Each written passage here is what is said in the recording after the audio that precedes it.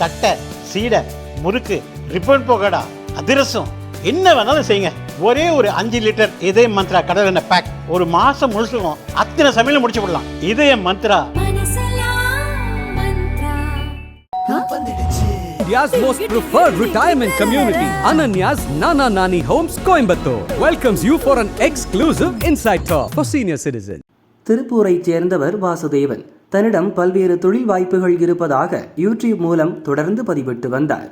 பனியன் துணியிலிருந்து நூல் பிரிக்கும் மெஷின், கோன் வைண்டிங், பிளாஸ்டிக் அரவை மெஷின்களை நாங்கள் தயாரிக்கிறோம். 2 லட்சம் ரூபாய் கொடுத்து மிஷின் வாங்கினால் தினமும் 1000 ரூபாய் முதல் 2000 ரூபாய் வரை வருமானம் வரும். மூலப்பொருட்களை கொடுத்து உற்பத்தி பொருளையும் நாங்களே வாங்கிக் கொள்கிறோம் எனவும் வீடியோவில் கூறியுள்ளார். 2 லட்சம் ரூபாய் கொடுத்து மிஷின் வாங்க முடியாதவர்கள் 40,000 ரூபாய் தந்தால் போதும், மீதியை தவணையாக கொடுக்கலாம் என்றும் கூறியுள்ளார். சிறு தொகை முதலீடு செய்தாலே பெரிய அளவில் லாபம் கிடைக்கும் என நம்பி வந்த மக்களிடம் கோடிக்கணக்கில் பணம் வாங்கிக் கொண்டு பழுதடைந்த மிஷினை கொடுத்துள்ளார். இதனால் பாதிக்கப்பட்ட மக்கள் லட்சக்கணக்கில் நஷ்டமடைந்தனர். மிஷினை திரும்ப அவரிடமே கொடுத்துவிட்டு பணத்தை கேட்டுள்ளனர். பணமும் வரவில்லை, உற்பத்தி பொருளையும் திரும்ப வாங்கவில்லை. இப்படி தமிழகம் முழுவதும் நூற்றுக்கணக்கான மக்கள் பாதிக்கப்பட்டனர்.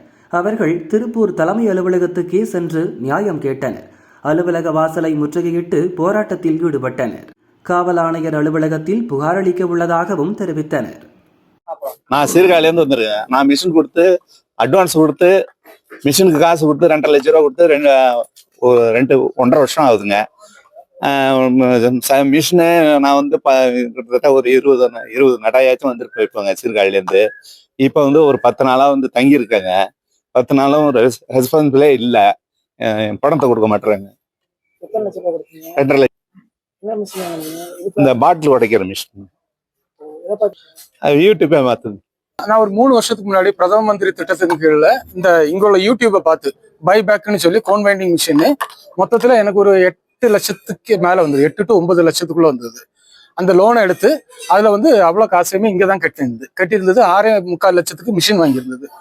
பணம் கட்டி 6 மாசம் கழிச்சு தான் மிஷின் கொடுத்தாங்க.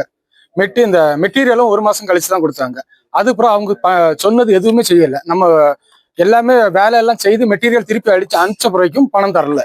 இப்படியே இழுத்து ஒரு 2.5 வருஷம் மட்டும் ஒரு காசும் வராததுனால மிஷினை திரும்ப எடுத்துக்கோங்க அப்படின்னு சொல்லிட்டேன். அவங்க மிஷினையும் மெட்டீரியலையும் எடுத்துக்கிட்டு அதுக்கும் காசு தரல. இழுத்து மிஷினும் காசையும் எடுத்துக்கிட்டே இந்த மெட்டீரியலையும் எடுத்து ஒரு 3-4 மாசம் ஆச்சு. இது வரைக்கும் காசு வரல.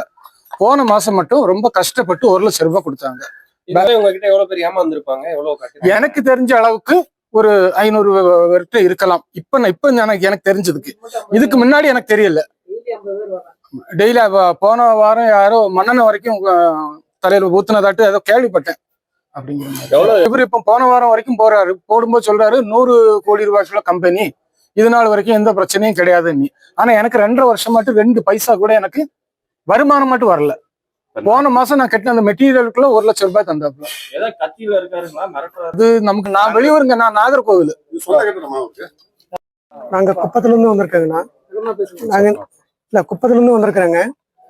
ஏதோ இந்த மாதிரி யூடியூப் சேனல்ல ஏதோ பணம் சம்பாதிக்கலாம் அப்படி இப்படின்னு சொல்லி நாங்கள் அந்த யூடியூப் சேனலை பார்த்துட்டு ஏதோ அந்த வேஸ்ட் மிஷின் பிரிச்சா ஏதோ ஒரு நாளைக்கு டெய்லியும் 1000 ரூபாய் சம்பாதிக்கலாம் 2000 ரூபாய் சம்பாதிக்கலாம்னு சொல்லுதில்ல, அதை நம்பி சரி இங்கே வந்தோம். பணம் கட்டணும். ஜனவரி மாதம் பணம் கட்டணும். பிப்ரவரி மாதம் மிஷின் கொடுக்குறோம் நாங்கள். இதோட அதுக்கப்புறம் எப்போ கேட்டாலும் சார் வந்து அவுட் ஆஃப் ஸ்டேஷனு, வெளியில் போயிருக்காரு, ஃபாரின் போயிருக்காரு, இங்கே இல்லை அப்படின்னு சொல்லி சொல்லிட்டு இருந்தாங்க. அப்புறம் வந்து நாங்கள் மிஷின் வாங்கலான்னு சொல்லி தான் ஃபர்ஸ்ட் வந்தோம். நாங்கள் ஆக்சுவலாக பேமெண்ட்டுக்காக நாங்கள் வரல. சரி மிஷின் வந்து எடுத்துகிட்டு போகலான்னு பார்த்தா இங்கே வந்துட்டு போனால் இங்கே ஏகப்பட்ட பிரச்சனை அப்போ தான் எங்களுக்கு தெரிஞ்சுது. சரி எங்களுக்கு வேண்டாம், எங்களுக்கு வந்து நீங்கள் பணத்தை ரீஃபண்ட் பண்ணிடுங்கன்னு சொல்லிட்டு அப்போ கேட்டுட்ருக்கோம். கிட்டத்தட்ட 2 மாதமாக நாங்கள் கேட்டுட்ருக்குறோம். கேட்டால் இந்த வாரத்தில் வந்துடும், அடுத்த நாள் கொடுத்துருவோம், இப்படியே சொல்லி இழுத்தடிச்சுட்டு தான் இருக்காங்களே தவிர இது வரையும் பணம் கொடுத்த பாடு இல்லை. ஆனால் அவர் பார்த்தீங்கன்னா ஏதோ அவர் மிரட்டுற மாதிரியும் தெரியலைங்க. ஆனால் அவர் ஏதோ கட்சியெல்லாம் இருப்பார்ட்டாங்க, ஏதோ ஏஐடியூஸில் இருப்பார்ட்டாங்குது. அதனா ஒரு சிலர் சொல்கிறாங்க ஃபோனு நீங்கள் எங்கே போய் சொல்லுங்கள், கமிஷன் ஆஃபீஸில் சொல்லுங்கள், இல்லை நீங்கள் கலெக்டர்கிட்ட போய் சொல்லுங்கள், நீங்கள் எங்கே போய் சொல்லுங்கள், எனக்கு ஒன்றும் பிரச்சனை இல்லை, என்னால் பார்க்க முடியுன்ற மாதிரிலாம் அவர் சொன்னதாக சொல்கிறாங்க. எங்களுக்கு தெரியல. சரி.